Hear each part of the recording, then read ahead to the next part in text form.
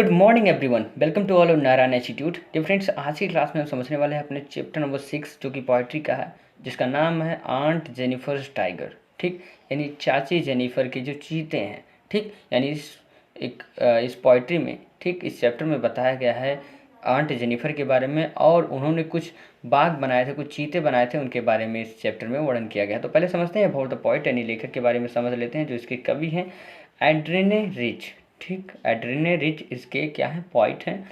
Was born in Baltimore, Maryland, USA. जो USA के Maryland के बाल्टीमोर में जिनका जन्म हुआ था। She is widely known for her involvement in contemporary women's movement.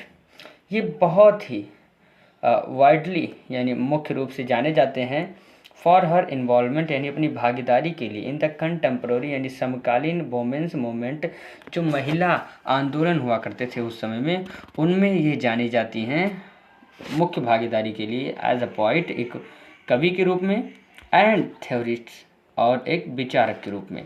C has published 19 volumes of poetry. Volumes मतलब होता है यहाँ पर संस्करण। ठीक, इन्होंने पब्लिश किया है 19 संस्करण, किसके, काव्य के। 3 कलेक्शंस ऑफ एसेज और निबंध के 3 संग्रह, एंड अदर राइटिंग्स और अन्य चीज़ें इन्होंने लिखी हैं। I strong resistance to racism and militarism echoes through her work. एक बहुत ही कड़ा विरोध प्रकट होता है इनके कार्य से, जो इन्होंने कार्य किया है, पोइट्री लिखी है, इनके कार्य से बहुत ही कड़ा विरोध प्रकट होता है। रेसिज्म यानी जातिवाद से भैया, एंड मिलिटरिज्म और जो सैन्य शासन होता है उससे। The poem aunt Jennifer's tiger addresses the constraints. ये जो पोएम है जिसका नाम क्या है, आंट जेनिफर्स टाइगर, ये बताता है, ठीक, of married life of women experiences. The constraints, constraint मतलब क्या होता है, प्रतिबंध, यानी यह उस विवाहित महिला के प्रतिबंधों को बताता है उनके जीवन में। ठीक है, तो आई होप आप लोगों ने अच्छे से समझ लिया होगा। नाउ अब हम बढ़ते हैं आगे अपने फर्स्ट स्टेंजा पर। डियर फ्रेंड्स, मैं आपसे रिक्वेस्ट करना चाहूँगा कि प्लीज़ वीडियो के अंत तक बने रहें, तभी आपको अच्छे से समझ में आएगा। अगर आप वीडियो के अंत तक बने रहते हैं, आपको समझ में नहीं आता, तो आप वीडियो को डिसलाइक करके भी जा सकते हैं। तो पहले वीडियो के अंत तक बने रहें, अच्छे से समझने का प्रयास करें। मैं अभी हिंदी एक्सप्लेनेशन बताऊंगा, उसके बाद हर एक स्टेंजा में कौन सी फिगर्स ऑफ स्पीच का प्रयोग किया गया है उसे बहुत ही अच्छे से समझेंगे।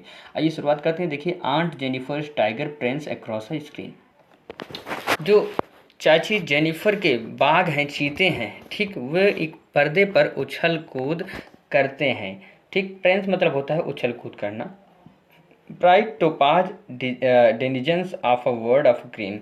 और ये चीते क्या हैं, एक चमकदार पुखराज जैसे हैं। ठीक है, यानी इनके जो त्वचा है, ठीक, ये चमक रही है, और आप लोग जानते ही हैं कि एकदम चमकते हुए रहते हैं बाघ, इनकी जो चमड़ी होती है। ठीक है, और ये क्या है, हरे संसार के निवासी हैं, यानी चमकदार पुखराज जैसे हरे भरे संसार के ये निवासी हैं। कौन, ये चीते।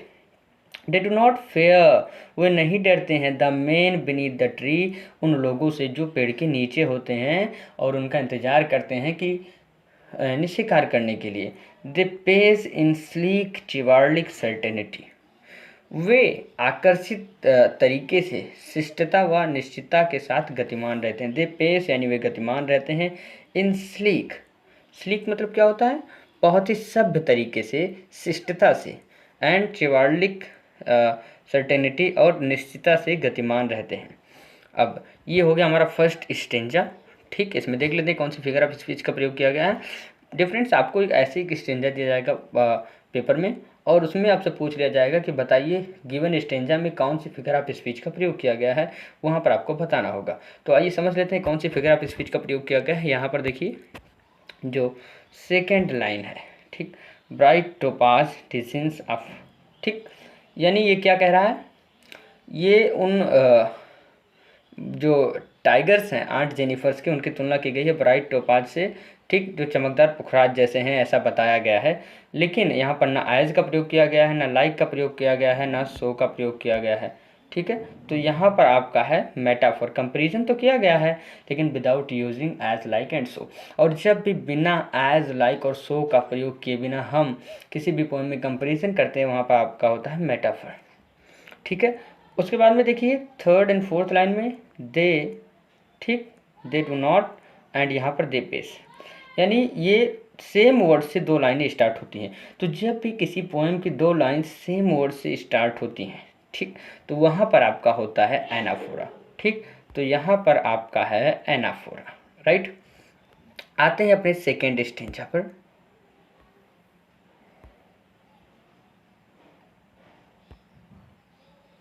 देखिए aunt Jennifer's fingers fluttering through her wool. जो आंट जेनिफर हैं, चाची जेनिफर की जो उंगलियां हैं, उनकी ऊन में क्या कर रही हैं, स्पंदन कर रही हैं, काँप रही हैं, फड़फड़ा रही हैं, राइट। फाइंड इवन द अवरी निडिल हार्ड टू पुल, और यहाँ तक कि हाथी दाँत से बनी हुई, ठीक, क्या है, जो हाथी दाँत से बनी हुई है, अवरी मतलब होता है हाथी दाँत से बनी हुई जो निडल है, ठीक, सिलाई है, उससे भी खींचना उनके लिए कठिन प्रतीत होता है। The massive weight of uncle's wedding band, और जो अंकल की वेडिंग बैंड है जो उन्होंने अपने हाथों में पहन रखा है, राइट। तो वैवाहिक जो बंधन है वो भारी वजन पड़ता है, सिट्स मतलब बैठ जाता है, heavily upon aunt Jennifer's hand, यानी अंकल के वैवाहिक बंधन का जो भारी वजन है चाची जेनिफर के हाथ पर बैठता है। यहाँ पर इतना भारी बंधन तो रहा नहीं होगा कि उनका हाथ उठ ना पाए। यहाँ पर देखिए इशारा कहीं और है और निशाना कहीं और है।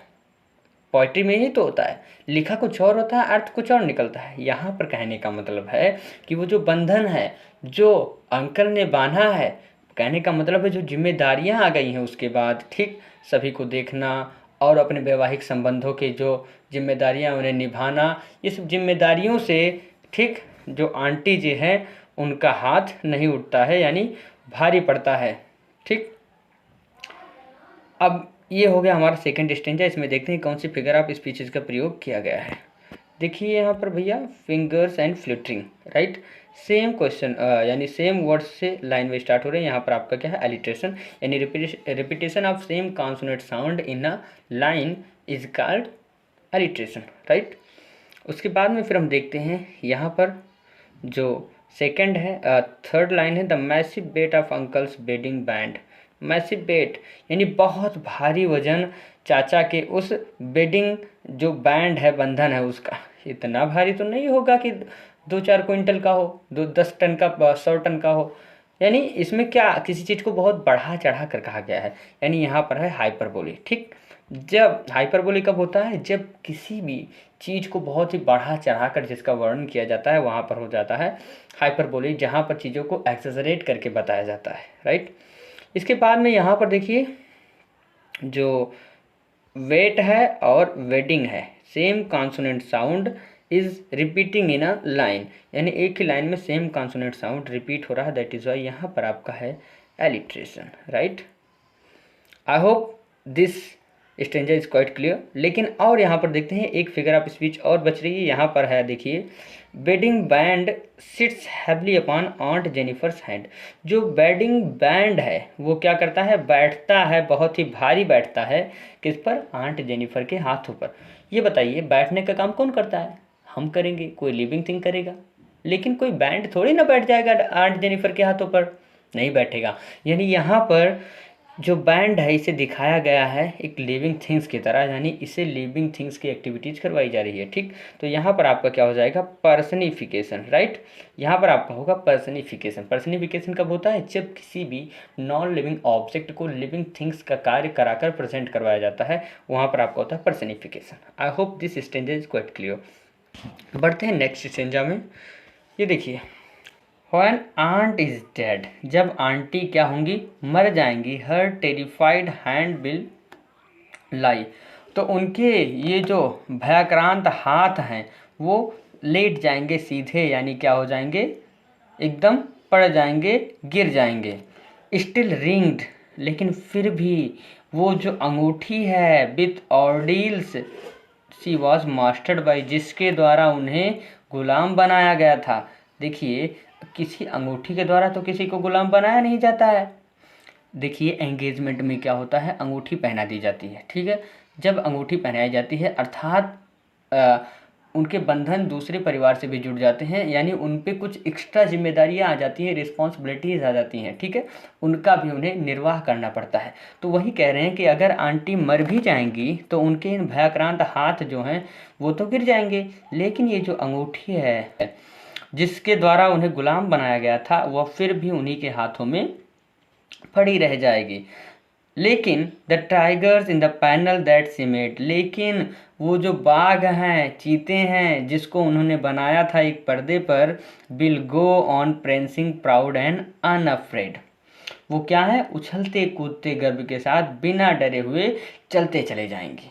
ठीक, तो ये जो चैप्टर है आज का आपका ख़त्म हुआ। आइए देख लेते हैं इसमें लास्ट में हमारा कौन सा फिगर ऑफ स्पीच प्रयोग किया गया है। देखिए यहाँ पर ये जो 2 लाइन है शुरुआत की, इसमें क्या बताया गया है, आंटी के बारे में बताया गया है, और इसमें क्या बताया गया है, टाइगर्स के बारे में। इसमें बताया गया है कि जो आंटी की सिचुएशन है, ठीक, वो हमेशा वैसे की वैसे ही बनी रहेंगी, लेकिन क्या, जो उन्होंने उन चीतों को बनाया है वे उछलते कूदते हुए दौड़ते हुए चलेंगे। तो यहाँ पर क्या दिखाया जा रहा है, पॉइंट द्वारा जो बिल्कुल अपोजिट आइडियाज़ प्रेजेंट किए जा रहे हैं दोनों लाइन में। यहाँ पर ठीक बताया जा रहा है कि उनका हाथ वहीं पर मतलब एकदम गिर जाएगा, लेकिन वो अंगूठी फिर भी उनके हाथों में पड़ी रह जाएगी। लेकिन यहाँ पर क्या दिखाया जा रहा है कि वो जो चीते उन्होंने बनाए हैं वो उछलते कूदते हुए गर्व के साथ चले जाएंगे, यानी सेम अपोजिट आइडिया यहाँ पर प्रेजेंट किया जा रहा है। तो जब भी किसी भी पोएम में पोइट के द्वारा, ठीक, जब पॉइंट तो बिल्कुल अपोजिट आइडियाज़ प्रेजेंट करते हैं तो वहाँ पर होता है आपका पैराडॉक्स, यानी इन चारों स्टेंजाज में आपका है पैराडॉक्स। ठीक है, paradox, right. I hope this poem is crystal clear. I hope there is no doubt related from this chapter. If you have any doubt which is related from this chapter, then you can comment and ask the question. अगर आपको इस chapter से related कोई भी doubt है, कोई भी confusion है, तो आप मुझसे पूछ सकते हैं। हाँ, सेंट्रल आइडिया की जो वीडियो है आपको जल्द ही मिलेगी। जैसे ये सारे चैप्टर्स ख़त्म होंगे आपको सेंट्रल आइडिया की वीडियो प्रोवाइड की जाएगी विद हिंदी एक्सप्लेनेशन। ठीक है, और कोई डाउट हो, कोई भी कन्फ्यूज़न हो तो आप पूछ सकते हैं। क्लास 12th की क्लासेज इस समय आपकी 7 बजे हो रही है मॉर्निंग में पर डे। लगभग 10 सितंबर से आपकी 9th 10th 11th 12th सभी क्लासेज की जो सभी क्लासेस स्टार्ट हो जाएंगी। सभी क्लासेस की एकदम क्लासेस टाइमिंग जो शेड्यूल्ड है उस टाइम पर आपकी क्लासेस स्टार्ट हो जाएंगी। अभी केवल 12th की क्लासेस हो रही हैं। आई थिंक 10 सितंबर से आपकी क्लासेस स्टार्ट हो जाएंगी, राइट। तो अगर आपको कोई डाउट है, कोई भी कन्फ्यूज़न, तो आप पूछ सकते हैं। और हाँ, बने रहें बोर्ड एग्ज़ाम तक हमारे साथ। अगर आप चाहते हैं कि 95+ मार्क्स आपके हों इंग्लिश सब्जेक्ट में, देन तो फ्रेंड्स मिलते हैं कल सुबह एक नए वीडियो के साथ, एक नए क्लास के साथ, एनर्जेटिक और एंथुजियास्टिक क्लास के साथ। Till then keep learning, keep watching and keep improving yourself. See you tomorrow, have a good day.